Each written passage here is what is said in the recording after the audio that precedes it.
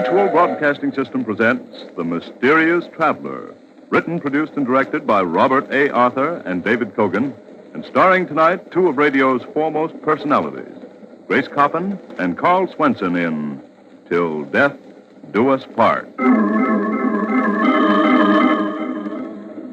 This is The Mysterious Traveler, inviting you to join me on another journey into the realm of the strange and the terrifying. I hope you will enjoy the trip, that it will thrill you a little and chill you a little.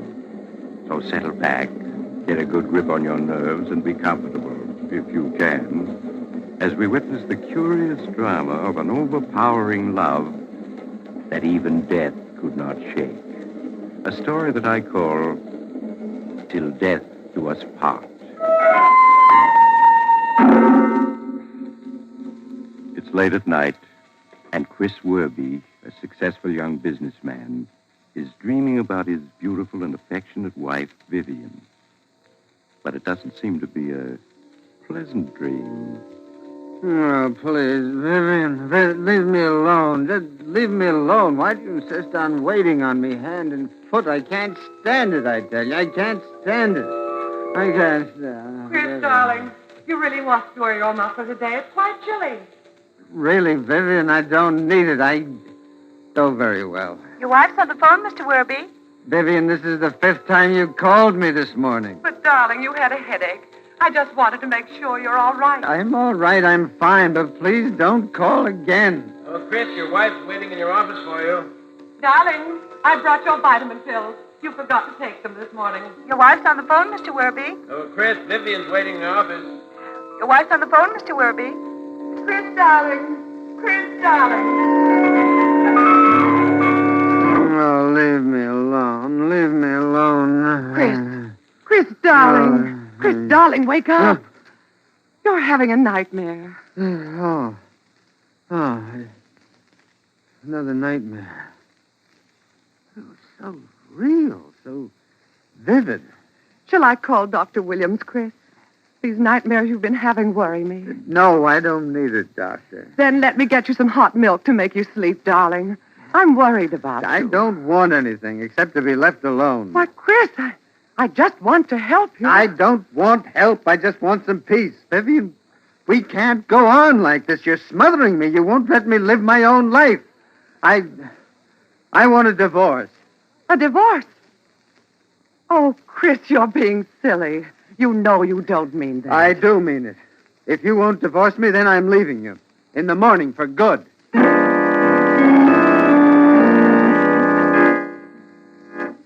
But, Chris, you can't be serious about this. I'm deadly serious, Martin. I'm leaving the business in your hands, and I am clearing out. Maybe gone for 6 months, a year.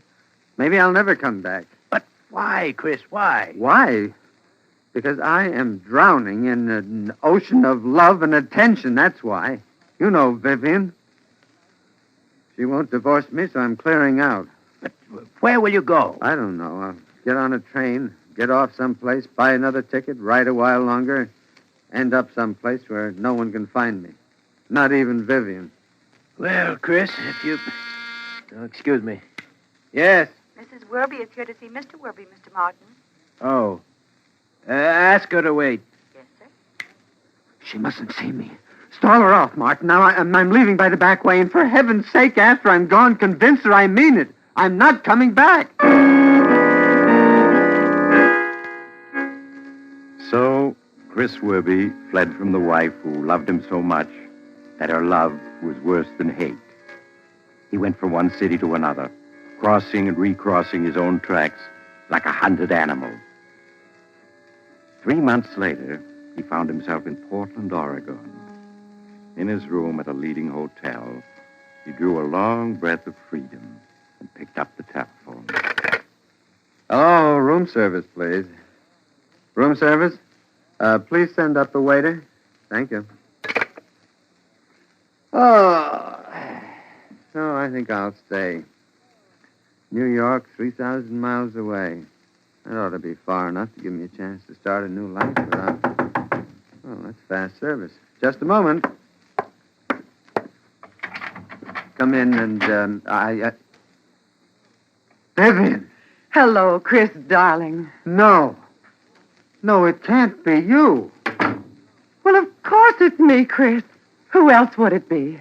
But I didn't even know I was coming here myself. How did you follow me? Chris, darling, I've only been a little way behind you ever since you left.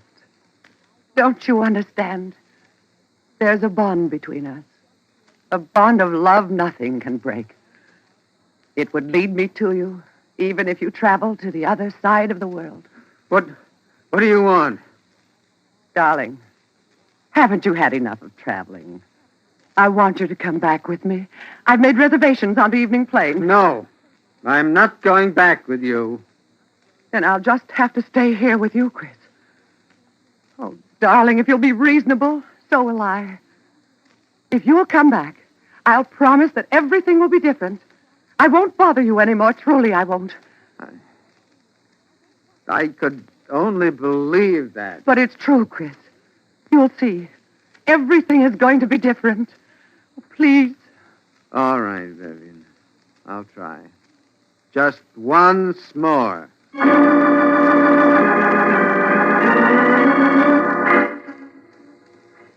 Gentlemen, this will acknowledge your order of the 25th and advise you that... Your wife's on the phone, Mr. Werby. Oh, all right. Put her on. Hello, darling. I just wondered what you'd like for dinner tonight. Vivian, you mustn't bother me with such things. I don't care what we have for dinner tonight. This is the 4th time you've called me this morning.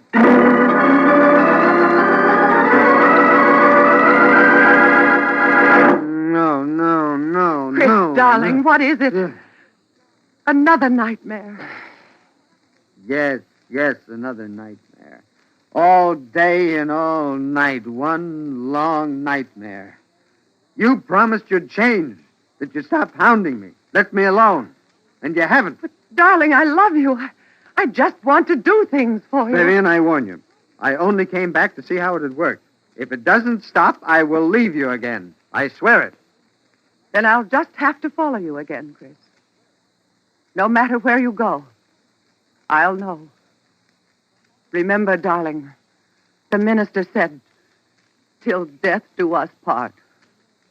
Till death do us part. Yes, I remember. What, Chris? I was just thinking. Perhaps I need a vacation. How would you like to run up to Maine for a few days? What? We could try the deep sea fishing. Just the two of us. Oh, I'd love it, dear. Just the two of us. Oh, it sounds wonderful. So a desperate idea was born in Chris's mind. There was only one way out of the nightmare Vivian's love was making of his life. Only one way. He decided to take it. A few days later, he and Vivian were out fishing far from land when somehow the boat caught fire. They found themselves struggling for life in the icy water. Chris, why doesn't someone come? We've been in the water for hours. No, Vivian, only about 20 minutes. Oh, it seems much longer. I'm such a bad swimmer. Oh, help me, Chris. I'm all out of breath. Oh, I'm sorry, Vivian. You've clung to me for the last time. You're on your own now. What do you mean? I can swim for hours. When help does come, they'll only find me, not you. Chris, you don't know what you're saying. I tried to reason with you, but you wouldn't listen. And I ran away. You followed me. It's the only way that I'll ever be free of you. You can't do this, Chris. I love you. Grabbing me around the neck isn't going to help you. No! You can't drown me. I won't let you go. I won't. Yes, you will. There. Goodbye, Vivian. Chris, save me. Don't let me drown. This is the end. Do you hear? I'm free. I'll never leave you. I love you, Chris. I'll come back.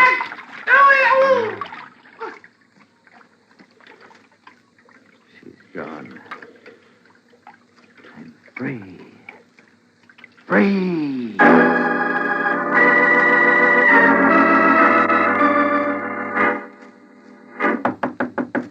Come in. Oh, yes, Martin. Excuse me, Chris, but there's Miss Ballin to see you. Says she's an old friend of yours. Ann Ballin. Well, I should say she is. We were engaged once. Show her in, Martin. Sure, Chris. In here, Miss Ballin. Thank you. Ann. Hello, Chris.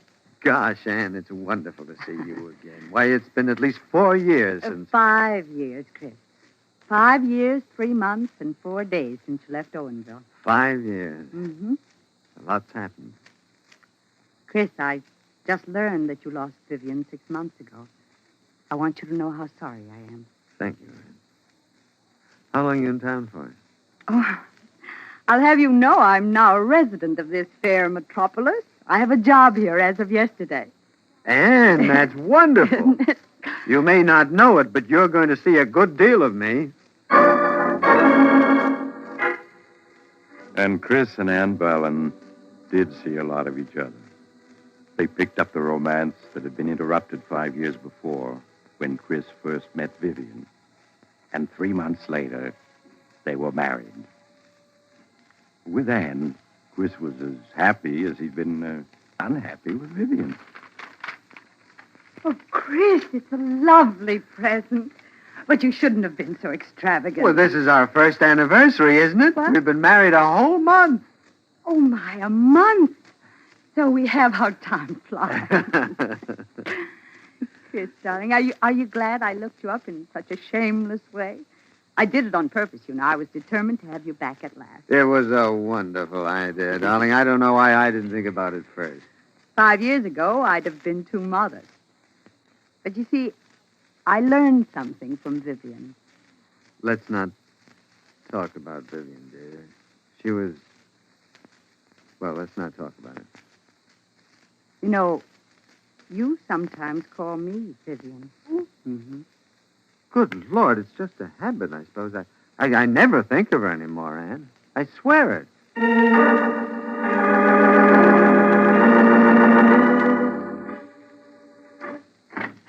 Oh, Chris, a message came for you. A message? Yes, from a fellow named Sidney Rand. Said he was from your hometown, was here for the day. He'd like you to meet him at the Murray Hill bar after work for a drink if you can make it. Sidney Rand. Of course I can make it.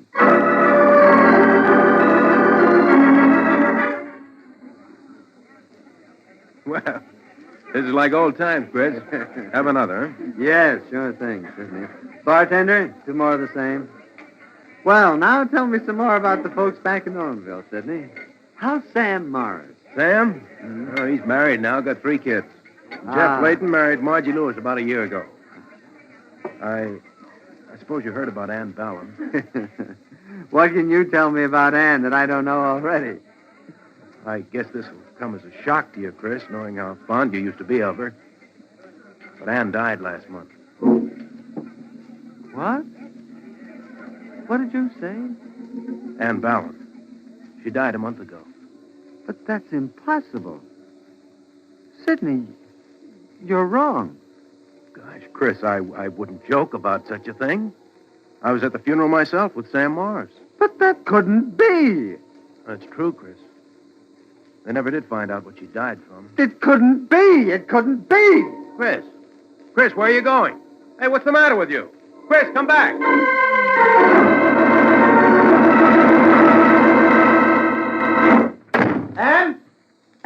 Ann, where are you? Ann, answer me. She's not here. She's not in the house. Looks as if she hadn't been here all day. Maybe she hasn't been here at all. Maybe I wouldn't joke about such a thing, Chris. I was at the funeral myself with Sam Morris. Sam Morris. Yes, that's it. Operator, I want to put through a long-distance call to Owensville, Pennsylvania, to Mr. Samuel Morris.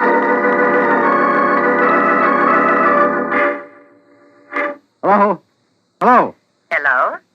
Hello, is Sam Morris there? Oh, I'm sorry. He's out. This is his mother speaking. Can I help you? Oh, yes, Mrs. Morris. This is Chris Werby. You remember me. Why, yes, of course, Chris. How are you? Fine. I want to ask something. How is Ann Ballin? Ann Ballin? Yeah. How is she? Why, Chris, Ann died last month. Ann died last month? Yes, very unexpectedly. You sure? It couldn't have been somebody else? Oh, no. We all attended the funeral, Chris. And we saw her in the coffin at the church just before the services. Thank you. Thank you very much. No. I don't believe it. She's alive. We're married. I gotta go see her.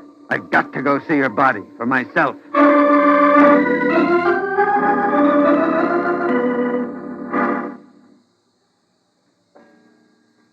Mister, you must be crazy. Getting me out of bed at 2 in the morning. Look up the cemetery record. I'm sorry, Mr. Henders, but you're the caretaker of West Creek Cemetery, and I've got to know if a girl named Ann Ballin is buried here. I know, that's what you said. Why'd you have to know at 2 in the morning? If she's buried here, she'll wait. I tell you, I've got to know now. I'll give you $20 to look it up for me. $20? Yeah. I have to see it first. Seems to me you're a little touched in the head about the whole thing. Here you are. Now get out that record book. All right, mister. I keep it right here handy. Never had to look at it at 2 a.m. before, though. What'd you say the name is? Ballin. Ann Ballin. Let me see. B.B. Here we are. First name in the beast. Ballin, George, Martha, Ann. Ann Ballin. Are you certain? Here it is, right down in black and white. Interred October 16, 1948. Section 15, Plot 5. It can't be. What'd you say, mister? I must see that grave. Opened. Well, you'd have to get a court order for that, mister. I want it open now. Tonight. What? Say, I don't know who you are, but you better get out of here. I'll give you $200 to open that grave. You must be crazy. That's against the law. $500. Nobody needs to know. $500? Yes. You got it with you? Right here. See? Now, that is all yours. If I can see whose body is buried in Ann Ballin's grave. Well, I shouldn't do it, but won't do no harm, I reckon. Won't bother her any, that's sure. So give me the money, mister, and come on.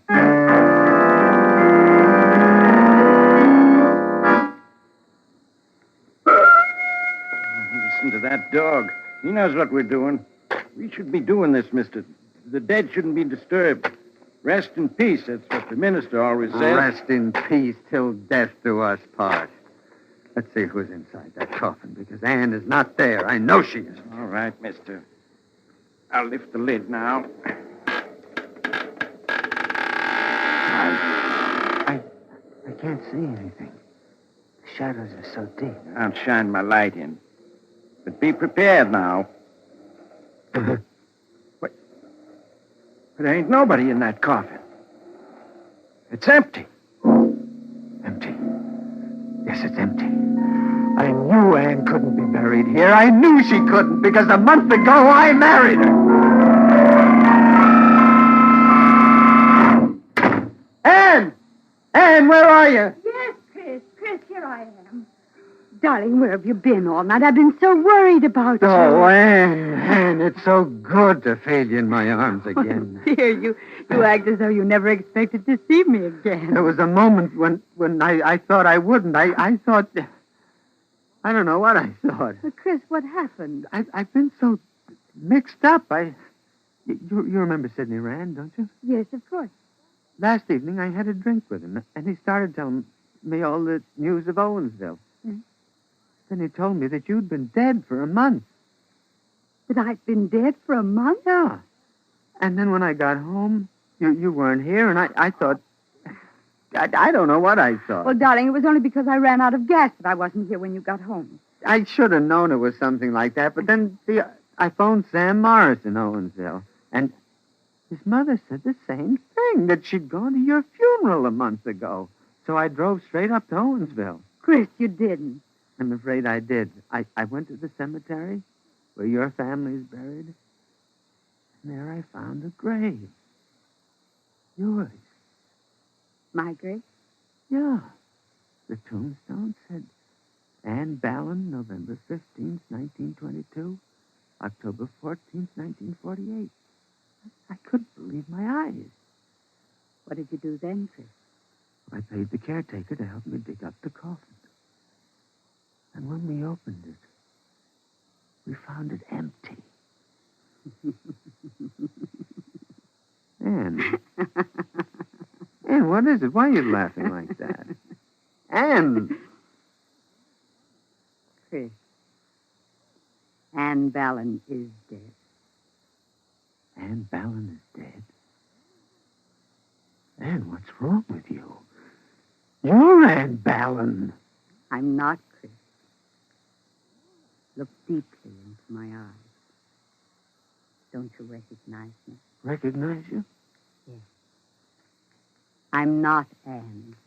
They were right. She's dead. Don't you know who I am now, darling? Do you remember that day in the ocean? I told you I'd never leave you, that I'd come back to you. Vivian. No. You can't have come back. Your face, your eyes. You're Ann. Only outwardly, Chris. Close your eyes.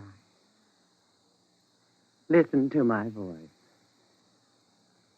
Now you recognize me. Don't you, darling? Vivian. You are Vivian. Yes, Chris. Vivian in Ann's body.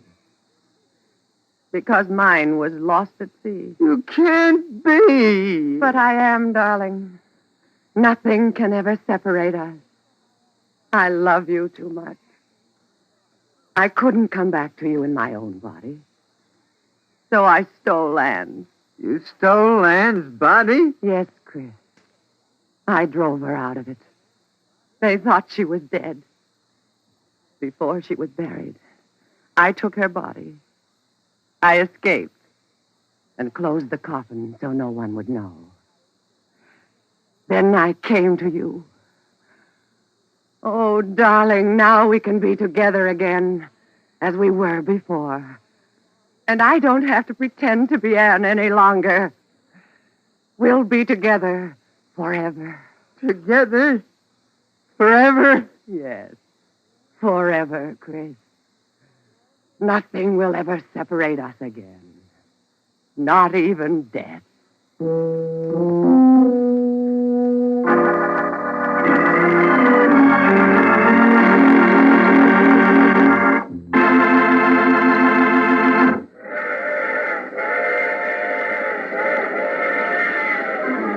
This is the mysterious traveler again.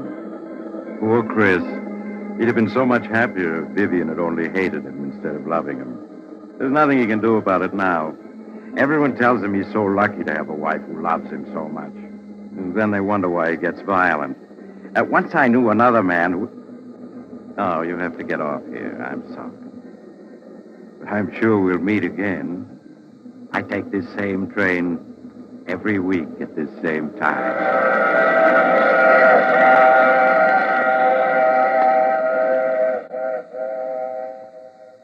You have just heard The Mysterious Traveler, a series of dramas of the strange and terrifying.